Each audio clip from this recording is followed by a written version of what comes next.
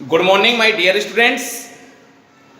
आज हम lecture number 5 में कूलाम के नियम से गॉस के नियम की व्युत्पत्ति करना बताएंगे। मैंने आपको प्रीवियस लेक्चर में गॉस लॉ, सॉलिड एंगल जिसे ठोस कोण या घन कोण कहते हैं, उसकी स्टडी करके उसके कॉन्सेप्टों को मैंने आपके लिए क्लियर कराया था।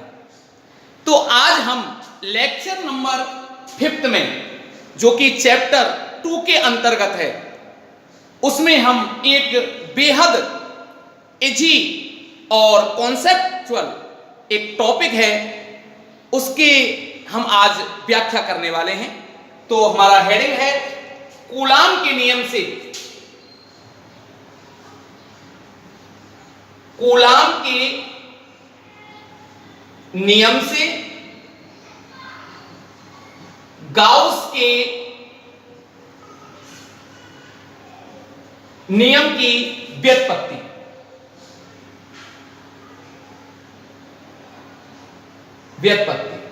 क्लियर? बहुत इंपॉर्टेंट टॉपिक, बड़ा शानदार। एक बात ध्यान रखें, जो प्रीवियस लेक्चर में मैंने आपको स्टडी भी कराई थी कि गॉस का नियम सिर्फ और सिर्फ बंद पृष्ठ के लिए वैलिड होता है, क्लोज सरफेस होना जरूरी है। तो कूलाम का नियम लगाने के लिए मुझे सबसे पहले आवेश की आवश्यकता पड़ेगी। तो बेटा, मैंने एक बंद पृष्ठ की रचना कर ली, कैसी भी आकृति का हो, लेकिन यह बंद पृष्ठ किसमें होना चाहिए? 3D में। यह ध्यान रखना, तभी तो बंद हो पाएगा वो चार्ज तीनों दिशाओं में, ठीक है ना, चारों तरफ से। क्लियर? मैंने इस पर एक प्लस क्यू आवेश रख लिया यहां बिंदु O पर, और मैंने इसको ऐसे क्लोज सरफेस से बंद कर दिया। वो किस में है? ये 3D में। जैसे आप इसको थोड़ा एक कल्पना मात्र के लिए मान लीजिए, एक खोखली गेंद है, खोखली गेंद। एक समझने के लिए बता रहा हूं मैं, 3D आपको विजुअलाइज हो जाएगी, ठीक है ना। अच्छा, खोखली गेंद ले ली 3D में, तो इसीलिए तो मैंने आपको प्रीवियस लेक्चर में ठोस कोण पढ़ाया था। तो सबसे पहले मैं इस पर एक अल्पांश की रचना करता हूं, एक अल्पांश ले लेता हूं इस पर। ये एक अल्पांश, और इस अल्पांश के मध्य में एक बिंदु मैंने ले लिया बेटा P, ठीक है ना। तो इस अल्पांश की डायरेक्शन देखें, ये अल्पांश पूरा ये पृष्ठ है, उसका क्षेत्रफल है A, क्षेत्रफल A, ठीक है ना। और इस अल्पांश का क्षेत्रफल कैसे होता है? पृष्ठ के तल के लंबवत बाहर की ओर। तो यहां पर जरा डायरेक्शन देखिए इसकी, कैसे होगी? इस प्रकार से होगी, dA वेक्टर, ठीक। धनावेश से इसको मिलाया जाए, इस बिंदु O से, इस मध्य बिंदु से। इसकी डिस्टेंस क्या है? स्मॉल r दूरी पर कोई बिंदु P है, ठीक है ना। अब इसका जो अल्पांश लिया है, उसका प्रारंभिक बिंदु को मिलाएं और अंतिम बिंदु को मिलाएं जरा इससे। ये प्रारंभिक बिंदु मिला दिया, ये अंतिम बिंदु मिला दिया, ठीक है। और ये जो बीच में बनने वाला जो कोण है, ये कहलाता है हमारा घन कोण। कौन सा कोण बताओ? कौन सा कोण है? कौन सा है? घन कोण, ठीक है ना। किससे रिप्रेजेंट करते हैं? d ओमेगा से, और इसकी वैल्यू क्या होती है? 4 पाई। ओके, तो देखो r वेक्टर की दिशा किधर होगी? इस दिशा में। ये r कैप होगा, यही तो है। और विद्युत क्षेत्र की भी दिशा कैसे है? कौन सा चार्ज है? ये पॉजिटिव चार्ज। तो पॉजिटिव चार्ज की वजह से जो धनावेश की कारण विद्युत क्षेत्र की दिशा होगी, वो इस r कैप की डायरेक्शन में ही होगी। ये देखो, E cap vector, E vector, इसके बीच का एंगल थीटा। जरा dA का अगर मैं घटक लूं E की दिशा में, तो क्या आता है? पता है आपको क्या आएगा? बताओ। dA cos थीटा, अगर आप लेना चाहते हो तो। राइट। तो ये दोनों एक ही दिशा में हो गए, E vector D A cos theta, ठीक है ना। अब हम क्या बोलेंगे, चित्रानुसार हमने एक काल्पनिक बंद पृष्ठ की रचना की है जिसका क्षेत्रफल a है, जिसके अंदर बिंदु O पर प्लस q आवेश स्थित है, ठीक है ना। प्लस q आवेश से स्मॉल r दूरी पर एक अल्पांश लिया है, अल्पांश जिसका मध्य बिंदु P है, राइट बेटा।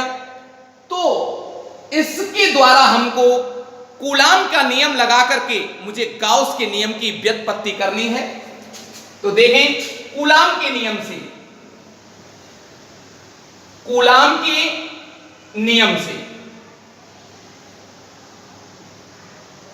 कूलाम का नियम तभी लगता है जब आवेश उपस्थित हो। तो आवेश हमारा उपस्थित है, कूलाम का नियम लग जाएगा। तो प्लस क्यू आवेश के कारण, प्लस क्यू आवेश के कारण बिंदु P पर, बिंदु P पर विद्युत क्षेत्र, विद्युत क्षेत्र कूलाम के नियम से। तो जरा ध्यान रखना, कूलाम के नियम से विद्युत बल का जो सूत्र आता है वो तो ये आता है F बराबर के दो आवेशों के, दो आवेश चाहिए बल के लिए, ये फॉर्मूला जो कि मैंने आपको पढ़ा दिया है। और विद्युत क्षेत्र की तीव्रता का सूत्र क्या आता है बेटा, के Q upon R square, right. कोई डाउट वाली बात नहीं है, जो कि मैं आपको पढ़ा चुका हूं, ठीक है ना। तो जरा देखें, प्लस क्यू आवेश के कारण विद्युत क्षेत्र, E बराबर परिमाण में लिख रहा हूं के क्यू अपॉन आर स्क्वायर। जरा डायरेक्शन देखें बेटा, मैंने परिमाण में लिखा है, धन आवेश है, धन आवेश के कारण विद्युत क्षेत्र की दिशा दूर दिशा में होती है, परे होगी, ठीक है ना। किधर होगी बताओ, परे, परे किधर, इस दिशा में। तो मैं लिख सकता हूं, देखो ओपी दिशा में होगी, दिशा ओपी, ओपी के अनुदिश। अच्छा, एक बात और याद रखना जरा, कुछ ना कहा जाए तो मैं इस आवेश को कहां रखा हुआ मानूंगा, हवा या निर्वात में। तो जरा देखें, इसको मैं यूं भी लिख सकता हूं बेटा, E बराबर 1/4 पाई एप्सिलॉन नॉट, के की वैल्यू किसके लिए, हवा निर्वात के लिए, और Q अपॉन आर स्क्वायर। जरा हमको ज्ञात तो करना है गॉस लॉ, और गॉस लॉ क्या होता है हम पढ़ा चुके हैं, फाई बराबर sigma Q upon epsilon not. ये ड्राइव करना है, कर लेंगे। का प्रॉब्लम आ रही है बताओ, कोई डाउट नहीं, डाउट तो करना ही नहीं है, टेंशन तो लेनी ही नहीं है, ठीक है ना। किसी भी प्रकार की मस्त होकर पढ़ना है। फिजिक्स बड़ी आसान है, कॉन्सेप्चुअल है, रटने से समझ में नहीं आती। कॉन्सेप्चुअल, कॉन्सेप्ट इंक्रीज करने के लिए, बढ़िया बनाने के लिए आप हमसे जुड़े रहिए, बहुत शानदार समझ में आएगा। और मैं आपको बहुत डिटेल से हर टॉपिक को, हर कॉन्सेप्ट को साथ में लेकर के समझाते हुए चल रहा हूं, ठीक है ना। तो देखें बेटा, इसमें क्या होगा, अब इस अल्पांश से गॉस का नियम क्या ज्ञात करवाता है, विद्युत फ्लक्स। तो फाई का मान ज्ञात करना है, पहले अल्पांश से ज्ञात कर ले। तो अल्पांश से गुजरने वाला विद्युत फ्लक्स क्या है बेटा, विद्युत फ्लक्स की डेफिनेशन, अल्पांश क्या है हमारा, डीए, डी अल्पांश से, राइट। बताओ क्या होगा, डी फाई इक्वल टू, पढ़ा है ना, E vector dot D vector, ये होगा अल्पांश, ठीक है ना। अगर मेरा पूरा पृष्ठ होता, एक रेगुलर होता, सममित होता, तो मैं कैपिटल ए जो भी क्षेत्रफल माना है वो ले लेता। जैसे वहां पे पूरे का क्षेत्रफल मैंने क्या माना है, ए माना है, तो मैं ए ही ले लेता यहां, ठीक है ना। डॉट प्रोडक्ट हटाया जाए तो क्या आएगा बताओ? ई वेक्टर डॉट डॉट हटा लो और डॉट हटाएंगे तो वेक्टर भी हट जाएगा, E D A cos theta. कोई दिक्कत वाली बात नहीं है। संपूर्ण पृष्ठ है, 3D में है, संपूर्ण के लिए निकाला जाए। संपूर्ण बंद पृष्ठ के लिए जरा देखें तो संपूर्ण बंद पृष्ठ के लिए आप कैसे निकालोगे? क्लोज इंटीग्रेशन कर देंगे। फाई बराबर क्लोज इंटीग्रेशन क्या आ गया? E D A cos theta. कोई दिक्कत वाली बात नहीं है। इक्वेशन 1 समीकरण नंबर 2। ठीक, 1 से मान इसको उठा करके 2 में रख दीजिएगा, ठीक है ना? तो क्या आता है बताओ? फाई बराबर ए की वैल्यू रखें जरा 1/4 pi epsilon nought Q upon R square D A cos theta. अच्छा, ये जो विद्युत फ्लक्स का मेरा मान आया है वो कौन से पृष्ठ के लिए आया है जरा बताओ? इस वाले पृष्ठ के लिए। अगर मैं अब निकाला है मैंने संपूर्ण बंद पृष्ठ के लिए पूरा, तो मैं क्या मानूंगा बताओ? इसके बाद की रचना जो करें पूरे को इतने ही अल्पांश, कितना अल्पांश? डीए के बराबर, डीए डीए देखो इतने इतने अल्पांश से मिलकर बना हुआ, इसको मैं मान लूंगा ऐसे। और सभी जो अल्पांश हैं डीए, डीए से गुजरने वाले विद्युत फ्लक्स को मैं जोड़ दूंगा सभी को, ठीक है ना? ये प्लस इससे गुजरने वाले का ये, प्लस इससे गुजरने वाले का फिर यही आएगा सेम, राइट? किसकी वैल्यू चेंज हो रही है? एक दूरी चेंज होगी हमारी, किसकी बताओ? आर स्क्वायर चेंज हो रहा है और थीटा का मान चेंज हो रहा है। 2 वैल्यू चेंज होंगी। कौन कौन सी जरा देखें? एक तो आर स्क्वायर और डी ए कॉस थीटा, ये दोनों चेंज हो रहे हैं।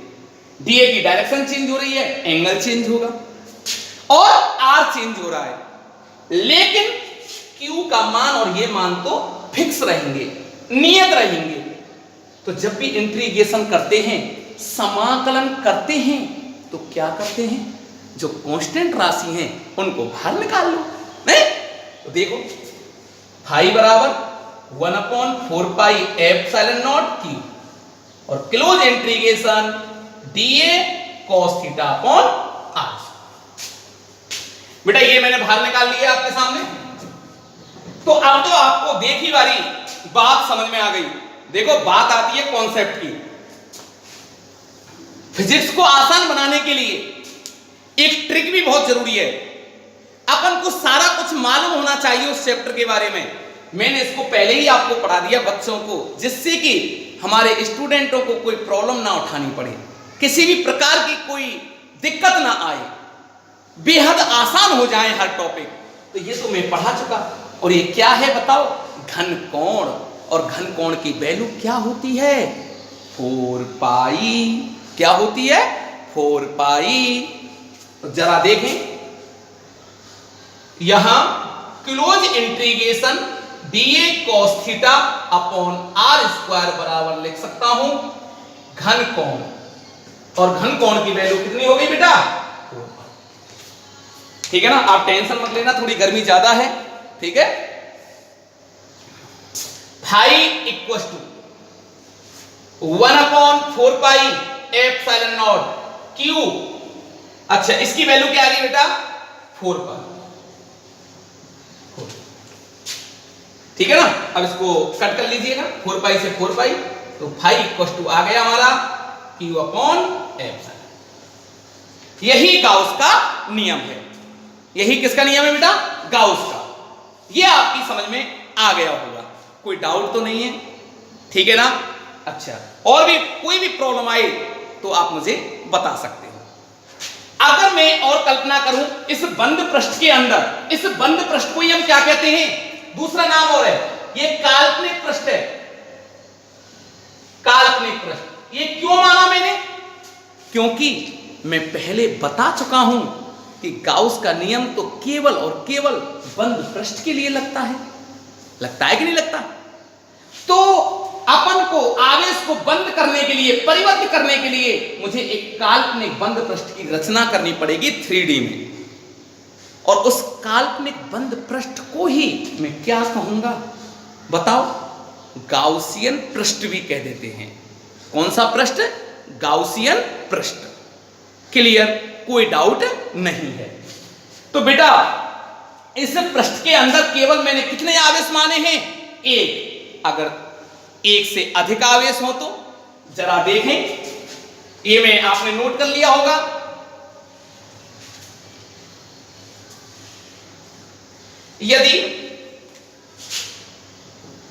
यदि बंद पृष्ठ के अंदर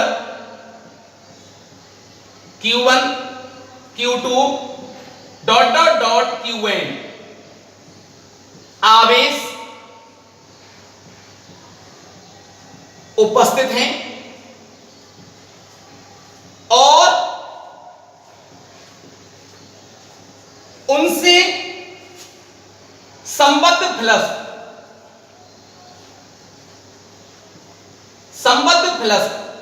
φ1 φ2 φ3 ... φn है, तब जरा देखें φ1 की वैल्यू बेटा Q1/ε0। अगर Q1 आवेश भी है तो अगर Q2 के लिए निकालें तो φ2 बराबर बोलो Q2/ε0। φn के लिए निकालें तो Qn/ε0। गाउस का नियम हमेशा किसके लिए लगता है बेटा? बंद पृष्ठ के लिए। सभी को जोड़ लें, ऐड कर लें। कुल फ्लक्स जरा देखें φ = φ1 + φ2 + ... φn। इनकी आप वैल्यू पुट करें तो φ बराबर Q1/ε0 Q2/ε0 और ... Qn/ε0। राइट? और क्या हो गया? Q1 + Q2 + ... Qn। और ये क्या होता है? सिग्मा, समेशन में। तो मैं लिख सकता हूं φ बराबर σQ/ε0। और यही हमारा किसका नियम है? गाउस का नियम है। क्लियर? अच्छा, यहां सिग्मा Q की वैल्यू क्या होगी? Q1 Q2 + ... Qn। ठीक है ना? तो आप इस गाउस के नियम की व्युत्पत्ति हमने कूलाम के नियम से भी कर ली है। यहां तक समझ में आ गया होगा। अब नेक्स्ट पॉइंट बता रहा हूं, नोट में इंपॉर्टेंट पॉइंट, कि गॉस का नियम कहां कहां लागू होता है, कैसे पृष्ठों के लिए लागू होता है, और अगर कैसा पृष्ठ है तो इसका मान क्या होगा। जरा इसे नोट करें।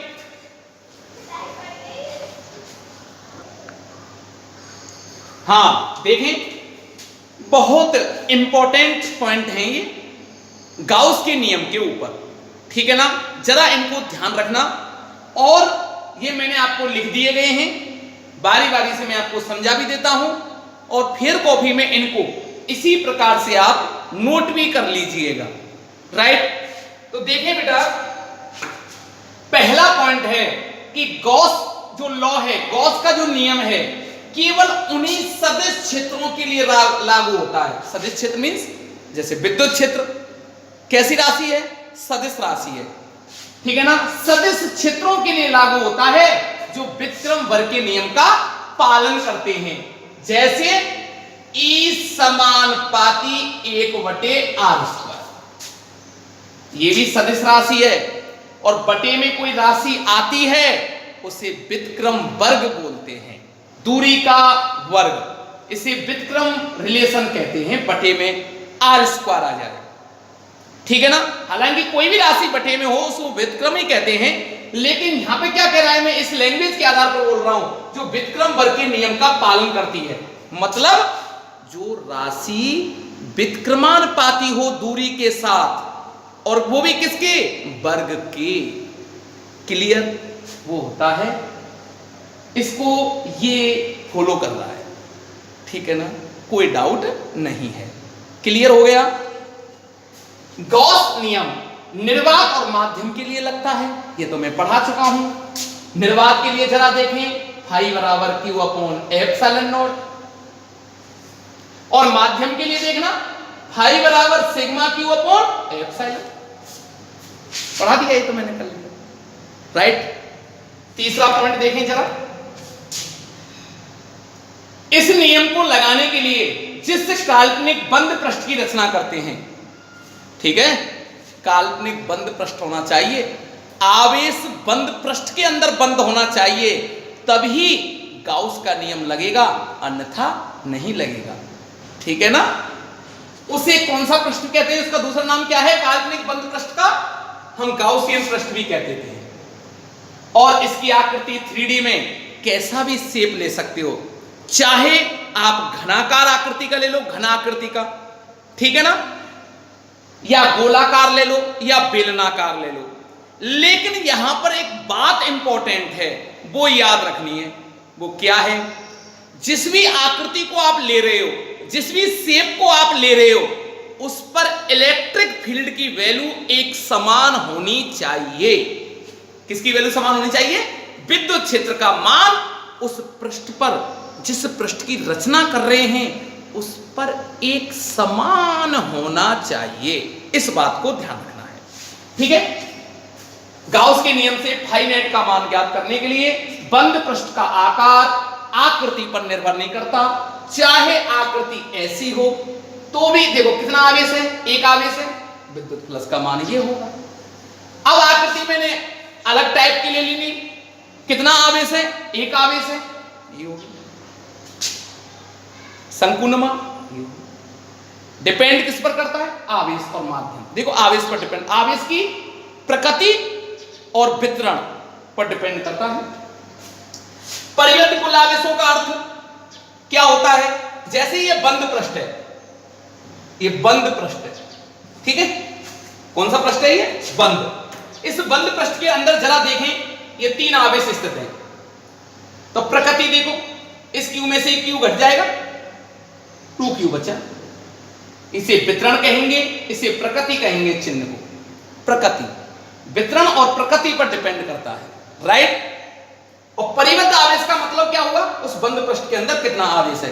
सपोज दैट अगर मैंने यहां कोई आवेश और ले लिया 2q माइनस का, क्या मैं इस चार्ज को, इस आवेश को इसमें काउंट करूंगा क्या?